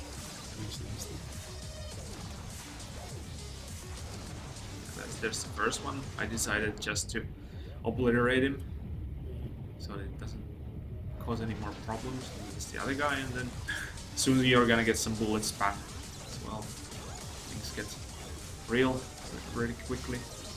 Mm-hmm. But like, he's still very much beatable. It's just that up until this point, basically nothing does this, and I don't like that. I don't like that you get like balls to the wall, just fuck you, you're getting hit now, just out of the blue. If we had other enemies who would teach you, oh, by the way, I'm gonna do a non-broadcasted head scan from this spot every now and then, so don't go to this spot. Oh, now he got stunned again. But we don't do that, and then this guy just comes along. Also, the whole thing that we don't have that many guys that have a specific spot that you can damage only.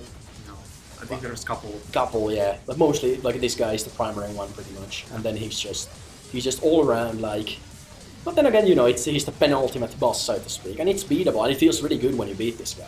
Yeah. And it doesn't take as long as you are semi-competent at the game, you can beat him, and just lower the difficulty or whatever. But yeah, it's very stressful. Yeah, fight.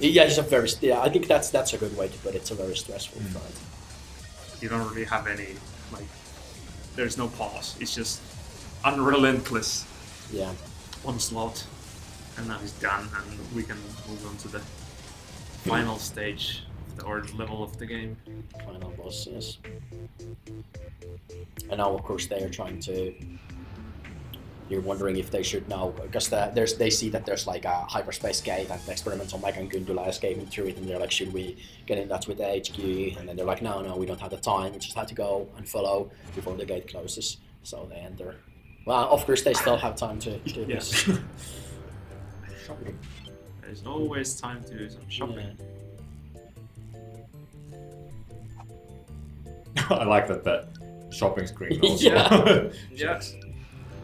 It's the same thing as with the audio. It's a feature. Yeah.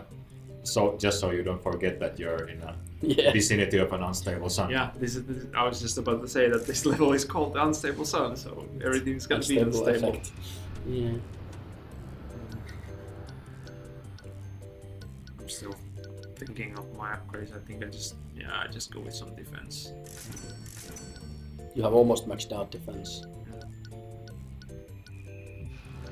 One thing that people very rarely do, at least on non-New Game Plus, is buy the purple. Yeah, true. It's a Because bit. it's so expensive, and in general, I also love this bit because I did intentionally all this stuff, and I think we've gotten bug reports where people say the game's broken. Yeah. Mission accomplished. Yeah. Things are broken. Fix this, please. Yeah. Yeah. But yeah, another thing that people very rarely get or buy from the store is the power up stats. Even though it can be super broken. It can be super broken if you pick it and max it, because And it can be super nasty in multiplayer because it increases, not only does it increase the duration of their supers, but it also increases the radius from which you attract them, and it gives you priority over other players. So basically, and I think it also increases the rate they spawn. So basically, in multiplayer, a bunch of them spawn, they all just fly to you, and you just have them on for a very, really long time. Yeah. It's very powerful, but it takes a long time to get going. Yeah, and it feels when you read through those stats, you have attack and defense, like basic stuff, and then you have the distortion and critical, and then you have this power up thing. Like, what's the power up stats? Yeah. How do you use this? But then if you just max it, then you're just unbeatable, basically. And I feel like this was one of the first things I think we sort of locked down that we need to have. We need to have a disco ball as a boss. Yeah. This is I think partially it comes from an Angry Video Game Nerd episode where he, I don't remember what episode it is, I just remember him saying, make a game where you fight a disco ball and got a disco fuck yourself. Oh yeah. That's And then I was like, this has to be we even have an achievement called Disco Funk Yourself, which you get from fighting this guy. But yeah, so the first phase of the final boss is a disco ball with actual legit disco music. Yeah, this was inspired by Herbie Hancock, and what is that? A little bit of that. Another One Bites the Dust. Yeah. Basically. True. But this Herbie Hancock just around the corner has this amazing mono synth lead sound, and awesome groove in that song. So I really took some influence from that, and this is the first part, first music in this stage, this level rather. And it's one of those WTF moments. Yeah. It was like, what the hell? And it's kind of like an introductory fight. It can be difficult, but a lot of I like the fact that he's just shooting off the screen and stuff like that. And then you get this.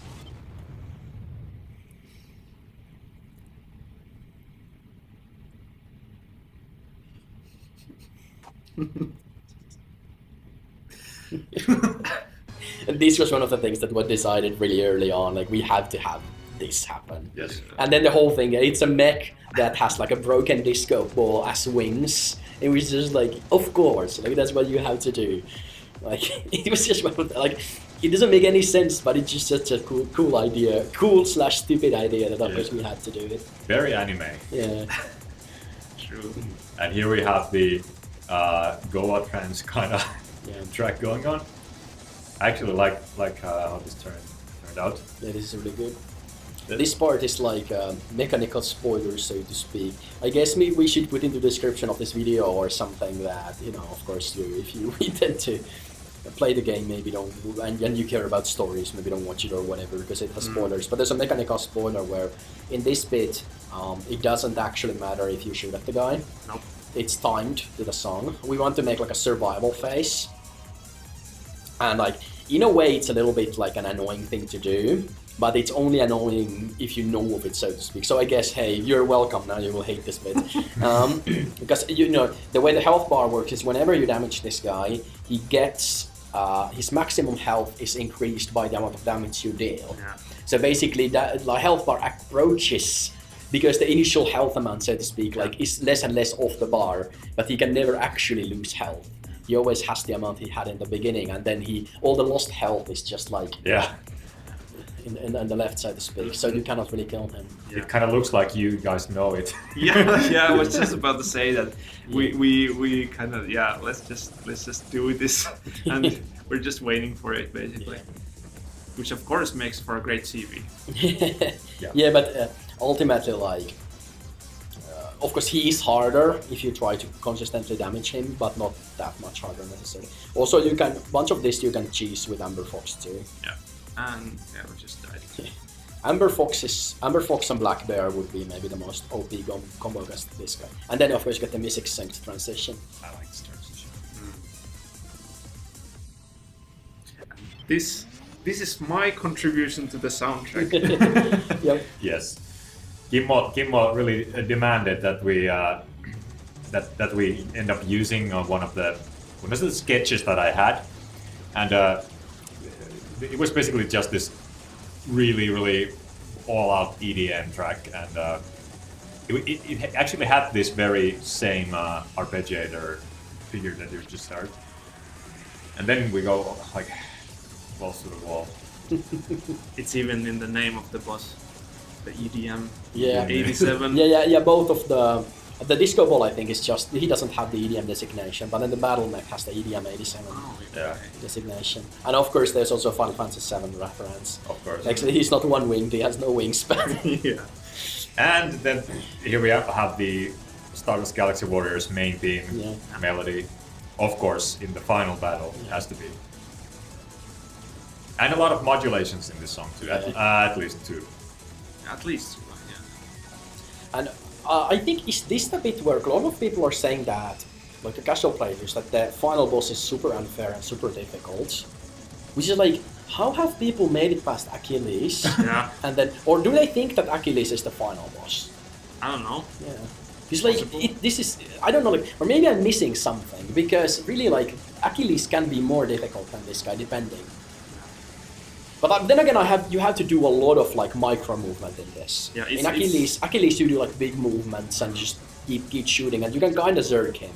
But with this guy, if you don't know how to dodge the spam, you will die. The main thing in this boss is the phase where he shoots this like fan of bullets, and this phase exactly here. Yeah. And you basically have to like switch lanes. Yeah. Based on how the homing missiles are going at you. I think that's the most difficult part of the game. And I've done a couple of like Iron Man, which means you don't have any shields, so you only have like the armor, which you can't get anymore. And it's really stressful to try to. This is easier phase this year, but these homing things are nasty. When I was making this guy, I remember like several times I was like, I had to beat this without taking any damage. So I could do it without taking a hit. But it is like, so you know, this kind of follows the convention, so to speak. But this can be very difficult. One thing that makes it hard is that he does this like wobble, slight wobble around the screen, which all the bosses do. I think at one point we ended up doing a change which amplified that for specific bosses, this guy included. So his pattern became a little bit more irregular. But now he's There down. we go, now he's dead. And the universe is saved. Yes. A real life super villain. And then you get the credits. And this is the original Yes, this is the original track that we used for the very first iterations of the game when we one were. of the very first iterations. One of the first iteration that was made with the Proto Vasara, Proto Dreamloop, whatever team. Yes, and this track was actually made in the final night before we went on to the Assembly Summer Computer Festival. Yes, it was. This was made for original. One of the original iterations. This was made for a game development competition. Yes. And I remember me and Matias specifically, we were super crunching before that. Yeah, good times. But yeah, this is the track where the main melody came from, and the whole idea of using the hand claps and you know, source of a lot of SGW musical legacy, so to speak. So that was pretty much it. Thank you very much for watching and listening. And we will enjoy the.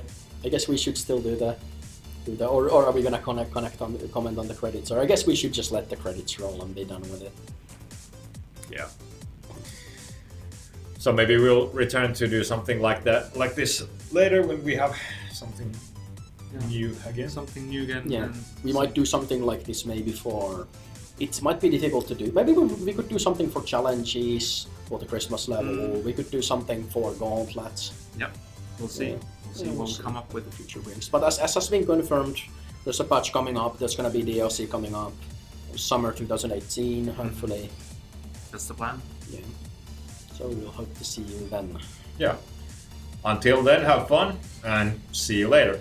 Yep. See you. See ya.